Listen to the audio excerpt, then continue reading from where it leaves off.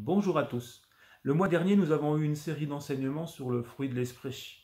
Et nous vous proposons à présent d'entamer une série sur les dons spirituels, sur la base de 1 Corinthiens, chapitre 12. Alors pourquoi cette thématique? Je crois qu'il nous semble important de trouver l'équilibre entre le fruit de l'esprit et les dons spirituels. Galates, chapitre 5, verset 22, fait mention de 9 parties du fruit de l'esprit, alors que 1 Corinthiens 12 évoque 9 dons spirituels. Et les deux vont de pair. Il est important que chaque croyant vive cet équilibre entre le caractère de Christ, qui se manifeste par le fruit de l'esprit qui grandit en nous, et également la manifestation des dons spirituels, de la puissance du Saint-Esprit à travers nous. Et une belle image pour illustrer cela, c'est celle de la colombe, qui a besoin de ses deux ailes pour voler et pour avancer. Et de la même manière, nous avons besoin, nous en tant que croyants, à la fois du fruit de l'esprit et à la fois des dons spirituels. Et l'apôtre Paul illustre bien cela dans ses épîtres, et notamment dans l'épître aux Corinthiens, au chapitre 12, où il évoque les dons spirituels et finit ce chapitre au verset 31 en disant « Aspirez aux dons les meilleurs, mais je vais vous montrer une voie, la voie par excellence. » Et il enchaîne ensuite par ce fameux chapitre 13 sur l'amour. Et il reprend ensuite sa démonstration sur les dons spirituels au chapitre 14 en disant, et je lis dans la version du Semeur, « Ainsi recherchez avant tout l'amour. Aspirez en outre aux manifestations de l'esprit. » Et j'aimerais par cette petite vidéo introductive nous inviter à laisser le Seigneur faire croître son caractère en nous, tout en aspirant à manifester les dons spirituels. En 1 Corinthiens 12, versets 7 à 11, il est écrit « Or, à chacun la manifestation de l'Esprit est donnée pour l'utilité commune. En effet, à l'un est donné par l'Esprit une parole de sagesse, à un autre une parole de connaissance, selon le même Esprit, à un autre la foi par le même Esprit, à un autre le don des guérisons par le même Esprit, à un autre le don d'opérer des miracles, à un autre la prophétie, à un autre le discernement des esprits, à un autre la diversité des langues, à un autre l'interprétation des langues. Un seul et même esprit opère toutes ces choses, et distribuant à chacun en particulier comme il veut. Les dons spirituels sont la manifestation du Saint-Esprit au travers des croyants. Ils sont les moyens et les instruments de puissance pour accomplir avec succès les opérations et les ministères de l'œuvre de Dieu. Ils sont en quelque sorte le langage du Saint-Esprit à travers nous. Paul mentionne 9 dons différents, et ils peuvent être classés en 3 groupes. Premièrement, il y a les dons de révélation, à savoir la parole de connaissance, la parole de sagesse, le discernement des esprits. Ensuite, il y a les dons de la parole, la prophétie, la diversité des langues et l'interprétation des langues. Et enfin, il y a les dons de puissance, la foi, le don des guérisons et les miracles.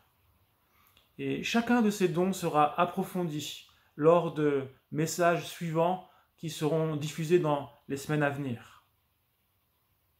Mais dans cette vidéo, j'aimerais simplement faire une introduction de tout cela. Ces dons sont des cadeaux du Saint-Esprit. Et il convient, je crois, de distinguer les dons charismata des dons pneumatikos. Les dons charismatas, appelés aussi des dons de grâce, sont des dons naturels que Dieu nous donne, des habiletés que le Seigneur nous a données et que nous devons développer en nous. Romains chapitre 12 évoque plusieurs dons charismata, tels que le don de gouverner, le don d'enseigner, le don de présider, le don d'encourager, le don de libéralité, le don de miséricorde. Les dons pneumatikos, appelés communément les dons spirituels, eux ne nous appartiennent pas, ils appartiennent au Saint-Esprit. C'est lui qui décide quand les donner et à qui les donner. Il les distribue à chacun selon sa volonté. Le Saint-Esprit manifeste toujours les dons spirituels pour l'utilité commune. Le but des dons est d'édifier, consoler, exhorter, comme cela est notamment mentionné pour la prophétie. Toute manifestation des dons qui n'a pas ce but ne trouve pas son origine en Dieu. Les dons ne sont surtout pas donnés pour valoriser ou glorifier la personne qui les exerce. Ils sont donnés pour le bien commun. L'ensemble des chrétiens forment le corps de Christ. Et ça, l'apôtre Paul le développe dans 1 Corinthiens chapitre 12. Christ est le chef, la tête. L'Église en est le corps. Elle est celle qui continue l'œuvre de Jésus sur terre avec l'assistance du Saint-Esprit. Et en tant que membres du corps de Christ, nous avons chacun une fonction qui nous est propre. Dieu nous a préparés à tous des œuvres à accomplir, selon Éphésiens chapitre 2, verset 10. Et dans ce but, il nous a donné des dons naturels, des dons charismata, par lesquels nous pouvons le servir. Et de la même manière, le Saint-Esprit nous accorde aussi des dons spirituels. Et tous ces dons doivent servir à l'édification et à la croissance du corps de Christ. Personnellement, je crois que les réunions d'église doivent être comme un laboratoire, un lieu d'apprentissage pour pratiquer les dons spirituels. Mais ils ne sont pas limités à la vie de l'église. Ils ne sont pas limités à nos rencontres d'église. Le cœur de Dieu brûle pour les personnes qui ne le connaissent pas et qui se perdent. Et je crois que le Saint-Esprit veut également nous donner de manifester tel ou tel don spirituel dans la vie de tous les jours, et notamment dans nos relations avec les gens qui nous entourent. Par exemple, John Wimber, dans son livre qui s'intitule « Aller évangéliser », il raconte ce qui lui est arrivé lors d'un vol en avion. Alors qu'il était assis dans l'avion pour rentrer chez lui, il aperçut un homme assis de l'autre côté de l'allée. Et immédiatement, en le regardant, il a vu en esprit le mot « adultère » inscrit sur son front. Peu de temps après, le prénom Jane lui est venu à l'esprit. En fait, le Saint-Esprit lui donnait d'exprimer le don de la parole de connaissance. Et alors que la conversation s'est naturellement engagée avec son voisin, John Wimber a pu lui apporter avec douceur ce qu'il ressentait et peu à peu l'a conduit à la repentance. Ça, c'est un exemple de la manifestation d'un don spirituel, notamment le don de la parole de connaissance dans la vie de tous les jours envers des non-croyants, afin de les conduire, de les amener à Christ. Et je crois que c'est vraiment ce que le Seigneur veut développer à travers nous. Il souhaite que nous développions nos dons naturels, nos dons charismata. Il veut également nous accorder des dons spirituels, non simplement dans l'Église, mais également à l'extérieur, pour être des témoins efficaces de son royaume. Le verset 7 de 1 Corinthiens 12 nous dit « Or, à chacun, la manifestation de l'Esprit est donnée pour l'utilité commune. » Les dons spirituels ne sont pas réservés à une classe de croyants ou simplement à certains croyants. Ils sont pour tous ceux qui sont prêts à se laisser utiliser par le Seigneur. Le Saint-Esprit distribue les dons à qui il veut, quand il veut. Et il peut utiliser quiconque parmi nous, quiconque a reçu sa plénitude comme canal pour manifester les dons. Au verset 31, l'Écriture nous encourage à aspirer aux dons les meilleurs. La version d'Arby traduit même en disant « désirer avec ardeur les dons les meilleurs ». Et le mot grec utilisé ici, c'est le mot « zélo », qui a été traduit par « zèle ». Et il signifie littéralement aspirer, avoir l'ambition de, s'empresser à rechercher, brûler, bouillir d'envie. Bouillir d'envie notamment ici, de manifester les dons spirituels. Aspirer à.